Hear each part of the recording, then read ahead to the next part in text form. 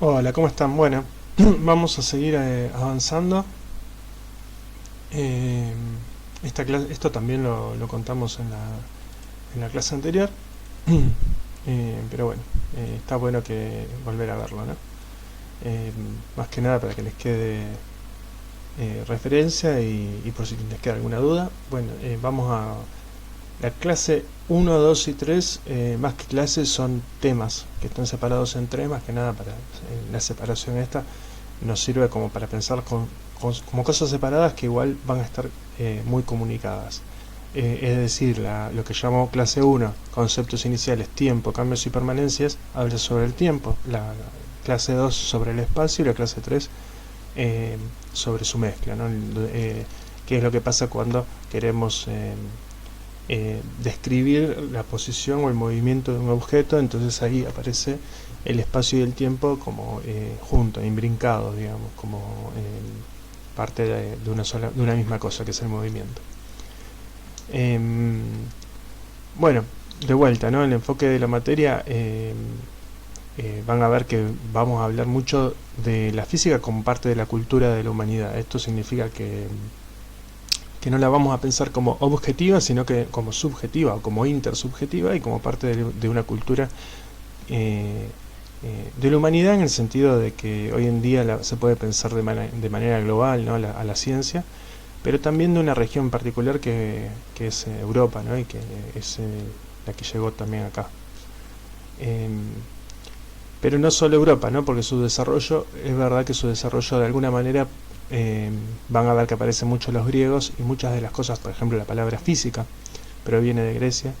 Muchos de los temas de los que vamos a hablar tienen su trayectoria histórica, ¿no? Y eh, eh, fue pasando de un pueblo a otro. Y esa historia tiene mucho que ver con la física y con los conceptos que utilizamos, con la manera en la que vemos eh, la realidad, ¿no? Porque bueno, la física desde algún enfoque intenta describir qué es lo que observamos. Bien, después bueno, vamos a intentar que ustedes, además de saber hacer la cuenta, que es en general, ¿no? Cuando uno estudia física en la secundaria, eh, digo en general, dependiendo los docentes que tuvieron, todo, entienden quizás cómo hacer la cuenta, entienden más o menos, pero es complicado de entender qué significa o qué significado o qué aplicación le podemos dar. Bueno, la idea es que ustedes en este año en que vean física uno y física 2 se lleven, además de la materia, un enfoque en el cual puedan entender y describir con sus palabras qué significan las teorías físicas. Eh, es decir, que los puedan aprender hacia ustedes, ¿no? Eh, pero bueno, eso depende mucho de ustedes. Nosotros vamos a hacer todo lo posible porque eso suceda, pero eso tiene que suceder en cada persona. Eh, y bueno, dar un panorama amplio acerca de la física sin esquivar los desastres de la modernidad. Bueno, también vamos a tener alguna especie de crítica con respecto a eso. Van a ver que a medida que vayamos desarrollando la materia, lo van a poder asociar mucho con la historia de la modernidad. Eh, y está bueno mencionarlo. Y bueno, y después esta materia en particular también intenta que ustedes se vayan con algunas herramientas pedagógicas para el aula. Entonces van a ver que estamos buscándole la vuelta. Por ejemplo, en física 1 podemos hablar de las rúbricas de evaluación, algunas ideas para que ustedes, entendiendo que ustedes están estudiando para ser docentes, ustedes tengan herramientas para el aula o también preguntas, ¿no? Acerca de cómo dar clase. Eh, Así que bueno, una de las primeras actividades que no hicimos la clase pasada por una cuestión de tiempo, pero me interesa que hagan quizás la próxima, o si pueden hacerlo para la próxima y me las traen, es generar preguntas acerca de lo que a ustedes se les ocurra. Traje al Principito, hay otro libro que se llama, creo que era Ami, el amigo de las estrellas. La idea es que si ustedes le tuvieran que decir a un extraterrestre cómo es la Tierra, o qué es lo que ustedes perciben de la realidad, cómo lo describirían, ¿no? Eh, Uno se imagina, bueno, el extraterrestre percibirá igual el tiempo que yo, percibirá que hay cosas. Bueno, esas preguntas, ¿no? Y a partir de esas cosas, ¿no? También qué preguntas tienen, qué preguntas le harían a la física, o a una persona que sabe mucho de física, ¿no? ¿Qué cosas de esta Tierra crees que le sorprenderían a un extraterrestre? ¿Qué preguntas tenés vos, tienen ustedes, estudiantes, acerca de todo lo que nos rodea? ¿Qué nos gustaría investigar o saber sobre física? Y bueno, y la idea era, les pasamos, vieron el video sobre las preguntas como puntapié para comenzar a caminar, ¿no? La pregunta es lo primero que nos da paso a caminar, y con respecto a esto, digamos, la pregunta nos lleva al estado de asombro. Es decir, ¿cuál es el estado de asombro? Bueno, veo que hay cosas, yo miro a través de la ventana, veo que hay cosas que permanecen, veo que hay cosas que son efímeras. Ahora está lloviendo, veo que hay gotas que caen, me puedo empezar a preguntar por qué caen las gotas, me puedo empezar a preguntar por qué hay cosas que mantienen su forma y otras que no. ¿Qué significa que mantienen su forma? ¿No? Esas preguntas con ese estado de asombro son las que se hacían las primeras personas que desarrollaron teorías acerca del porqué, y bueno, y ese es el camino que de alguna manera derivó en lo que hoy conocemos como física, ¿no? Este es el video que lo pueden ver de vuelta sobre un escrito de su comandante Marcos acerca de las preguntas, que es muy lindo. Y bueno, entonces comenzamos con los cambios y permanencias, ¿no? Si yo digo tengo un objeto, lo cambio, lo muevo, estoy diciendo, bueno, hay algo que permanece, que es la forma del objeto, y algo que cambia, que será su posición, ¿no?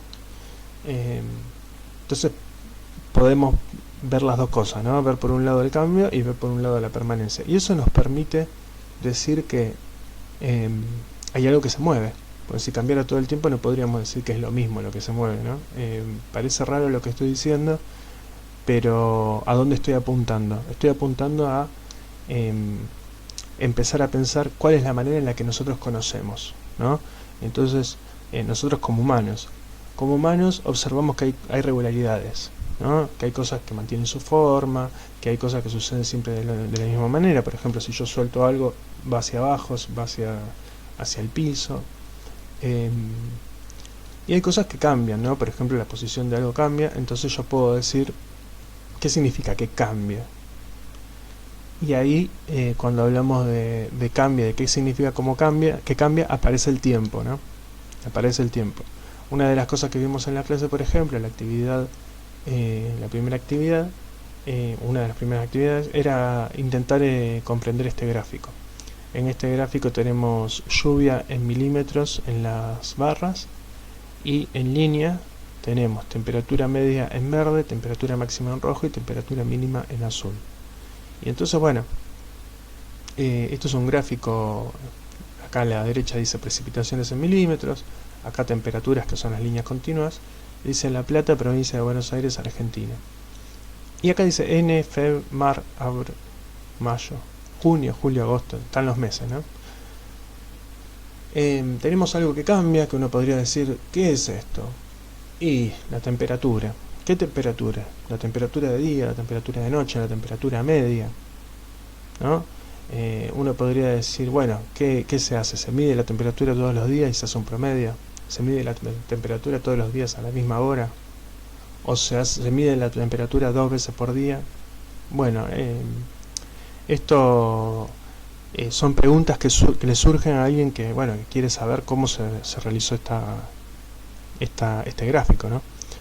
Pero bueno, en principio lo que sí vemos es que cambia la temperatura en junio, julio es muy baja, y la temperatura en enero es alta. Específicamente en enero es de alrededor de 24 grados la temperatura media, pudiendo llegar a máximos de 30 o a mínimos de 18, y en invierno la temperatura media es de 10 grados aproximadamente, llegando a mínimos de 6 y máximos de 14. Bien, lo que hicimos fue una lectura de estas curvas, ¿no? Podemos hacer una lectura y decir, bueno, en septiembre aproximadamente, me pongo un buzo, no me lo pongo.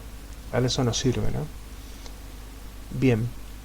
Ahora, yo quiero que vamos a tener que aprender a leer estas gráficas, ¿no? Y les podemos preguntar, bueno, ¿qué mes resultó más lluvioso, ¿no? Por ejemplo, marzo. resultó más lluvioso. Podríamos preguntarnos cuál es la época de lluvia, cuál es la época de sequía. Yo quiero una cosa que miren ustedes, que si nosotros no tuviéramos ordenado este eje en enero, febrero, marzo, es decir, si nosotros pusiéramos acá los meses, pusiéramos primero el octubre, después julio, después abril, después junio, después diciembre, nosotros no podríamos ver esta regularidad. Es decir, vemos esta regularidad porque el tiempo está ordenado. Entonces, a mí me parece interesante que ustedes empiecen a pensar al tiempo como una variable que ordena, que nos genere un orden para entender qué es lo que viene primero, qué es lo que viene después. Y ese orden nos permite hacer la lectura. Entonces, en el marco de la física, el tiempo va a ser una variable que va a ir hacia adelante, por decir algo, hacia adelante. Adelante es tiene que ver con el espacio, pero que va a crecer linealmente, irregular, ¿no? De manera regular, es decir, todos los segundos tienen la misma duración. Que es la forma moderna de ver al tiempo, pero bueno, también hay muchas teorías físicas que piensan al tiempo distinto, como la relatividad especial y general, o incluso hay muchas culturas que piensan al tiempo distinto. Entonces, bueno, en el marco de la física y de la mecánica, que es lo primero que vamos a ver de la física, vamos a pensar el tiempo como que es regular, es decir, que existen los segundos y que todos los segundos tienen la misma duración, que es algo que estudiaba Galileo también como para entender el movimiento. Esto es otro gráfico como para comparar en el caso de Bariloche, donde también tenemos temperaturas que bajan en invierno y que suben en verano, pero tenemos otro tipo de lluvias, ¿no? De precipitaciones. Tenemos más precipitaciones en invierno que en verano, más que nada para aprender a leer estas gráficas. En estas gráficas tenemos al tiempo en el eje horizontal, que va a ser en general el eje donde vamos a poner las variables que nosotros llamamos independientes, y en vertical las variables dependientes. Bueno, esto también lo vimos en clase, es la altura de una planta entre 0 y 18 meses, y según el riego cada 48 horas, riego cada 96, riego cada 168 horas. Cada uno de estos está en la misma curva, o sea, en esta curva parecida, ¿no? Pero unas son estos redondelitos huecos, otros los redondelitos completos, y otros son triangulitos. Bueno, de vuelta, ¿no? Acá tenemos al tiempo que ordena, y si uno se encontrara este gráfico sin ninguna explicación, uno podría aseverar que quizás hay alguien que midió una planta en centímetros con una regla, la midió a lo largo de 1 año y medio, y que fue anotando su altura, y lo hizo con 3 plantas al mismo tiempo. Lo podría haber hecho con 3 plantas al mismo tiempo, una regándolo cada 2 días, otra cada 96 horas y otra cada 168, ¿no? Bien, no mucho más, ¿no? Pero podemos, me interesa esto de cómo se leen estos gráficos, ¿no? Estos gráficos son gráficos que nosotros vamos a llamar funcionales, vamos a trabajar de vuelta sobre esto, pero en general acá aparece una variable independiente y acá aparece una variable dependiente. Queremos ver cómo depende la altura del tiempo para distintos riegos. Bien, bueno, vamos a meternos entonces en la próxima clase acerca del espacio y luego acerca de esta relación entre el espacio y el tiempo. Vamos a ver, bueno, para nosotros el tiempo es como algo que no podemos controlar, que va hacia adelante y no podemos controlar, no podemos movernos hacia adelante y hacia atrás en el tiempo, sí en el espacio. Uno puede volver al mismo lugar, pero no puede volver al mismo instante. Entonces vamos a pensarlo de esa manera en el marco de la física. Bueno, bueno, esto después lo vamos a ver la próxima clase.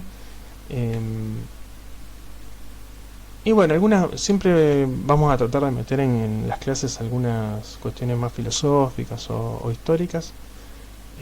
Algo interesante son las discusiones que se daban entre Heráclito, no entre Heráclito y Parménides, porque tal vez no se dio entre ellos dos, pero entre sus filosofías, ¿no? Heráclito es el filósofo del movimiento continuo, de todo lo que cambia continuamente. Piensa que el elemento fundamental es el fuego, porque es el que representa el cambio. Y Heráclito dice: el movimiento es una totalidad ordenada, la lucha entre opuestos o contrarios son modelos y agentes que provocan el cambio y por tanto el movimiento. Y ahí está el símbolo del yin y el yang, que es un símbolo del Tao, en donde aparece un poco esto, ¿no? El movimiento de los contrarios. Que es algo interesante, ¿no? Porque va a aparecer en la materia y tiene mucho que ver con la física, en el sentido de que uno no podría, por ejemplo, no podría ver un movimiento si no vería una permanencia. Es decir, yo no puedo ver que un objeto se mueve si ese objeto no conserva su forma y si este objeto no conservara su forma, no vería el mismo objeto moverse. Entonces hay como, yo adjudico a un mismo objeto que se mueve, digo, bueno, estoy dándome cuenta que es un mismo objeto, es decir, algo que permanece, pero que se mueve, es decir, algo que cambia, que en ese caso sería la posición. Entonces, no hay permanencia sin cambio, no hay cambio sin permanencia, aparecen siempre estos opuestos complementarios, no opuestos contradictorios entre sí, no es una contradicción, sino que es un complemento. Es lo que me permite observar a los dos, es que se complementan. Y Heráclito iba por ese lado, digamos. Parménides dice: el ser es lo que se capta a través de la razón, y la razón es lo eterno y lo imperecedero. Y uno podría pensar a Parménides preguntándose acerca de, por ejemplo, la energía, ¿no? Que nosotros decimos la energía se conserva, ¿no? Decimos, bueno, sí, todo se transforma, pero se transforma de una cosa a la otra, y hay algo que se conserva en eso, ¿no? Parménides uno lo pensaría más hacia, por lo menos esta idea de que el ser es lo que se capta a través de la razón y es eterno e imperecedero, más en el sentido de platónico, ¿no? De que hay algo en el fondo que se sigue conservando, es decir, lo pensaría como: yo prendo fuego un papel y se convierte en cenizas, y se convierte en fuego, y se convierte en un humo que sale hacia arriba, pero no se perdió nada de ese papel, sino que hay algo que se sigue conservando. Es decir, hay un cambio, pero hay algo que se sigue conservando en el sentido que se transformó en otras cosas, y hay algo que se conserva en esa transformación. Entonces aparecen estas dos cosas, la conservación y el cambio y la permanencia. Me interesa mencionarlo. Heráclito es el filósofo que dice: uno no se puede bañar dos veces en el mismo río, porque el río no es el mismo, porque cambia, pero uno también cambia, ¿no? Antes de ir a bañarse, si se va a bañar de vuelta y no es el mismo tampoco, entonces todo es cambio, y sin embargo uno cambiando también sigue siendo uno. Entonces, bueno, también hay una permanencia, que es la identidad, o la identidad del río, o hay algo que permanece. Si no, digo, no sería posible el entendimiento tampoco, ¿no? Bien, es interesante esto porque, bueno, está dentro de lo que nosotros estamos tratando de entender, ¿no? Bueno, después la próxima vamos a hablar un poquito de el espacio, y después de la relación entre el espacio y el tiempo.